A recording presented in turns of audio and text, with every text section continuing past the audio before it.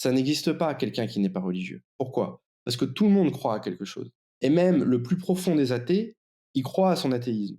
Croire qu'il n'y a pas de Dieu, c'est une croyance religieuse. Et donc, en arrière-fond, vous avez toujours du religieux. Et il y a un certain nombre d'anthropologues qui le disent très bien, notamment de Martineau, par exemple, c'est qu'en fait, tout le monde est religieux. Pourquoi? Parce que si vous n'avez pas de religieux, vous n'avez pas de système de représentation de vos croyances et d'organisation du monde. Et si vous n'avez pas ces sortes de croyances premières, vous êtes dans le nihilisme le plus total, à la limite, vous vous suicidez. L'existence n'a pas de sens. Bon, la religion elle a plein de fonctions, mais je pense que l'une de ces fonctions, c'est justement d'offrir un espace de représentation de cet ordre qui nous dépasse, avec un certain nombre de représentations religieuses qui permettent d'organiser le vécu religieux. Donc, le religieux, il y a un sentiment du religieux qui est, si vous voulez, une sorte de premier logiciel de représentation du monde. C'est pour ça qu'il y a autant de guerres de religion. Pour prendre une métaphore très grossière, c'est comme les systèmes informatiques Mac ou Windows. Vous voyez, c'est un système d'exploitation à la religion. Donc, c'est pas un truc comme ça qu'il faudrait supprimer par la science. Pas possible, pas possible. La science athée, c'est un modèle religieux. Parce que, ben, comme je vous dis bien, il y a bien un rapport au réel dont il faut faire quelque chose.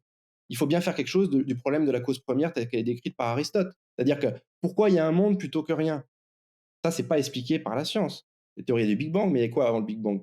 Alors, on va faire une théorie de l'émergence du temps et de l'espace, pourquoi pas? Mais dans votre expérience quotidienne, il y a pas, il y a quelque chose ne se met pouf, émerge pas comme ça. Donc, on est bien obligé d'avoir un modèle de représentation de ça. Et cette question-là renvoie très vite à des questions de morale et de religion. D'ailleurs, Bergson va terminer par un ouvrage sur cette question-là, parce que ça pose la question de, bah, c'est quoi les valeurs qui organisent cet ordre ontique? Par exemple, est-ce qu'il y a certaines théories du bien? Voilà. Est-ce que le bien, c'est quelque chose qu'il faut accomplir?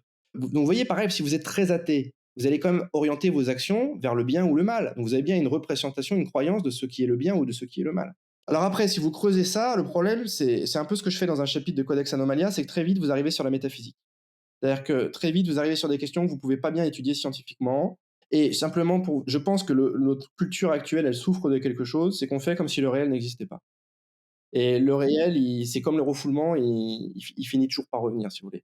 Et il y a un certain nombre de problèmes à l'heure actuelle, de grands drames actuels, écologiques, humains, etc., qui, je le pense, découlent de cette non prise en compte d'éléments du réel qui sont très bruyants.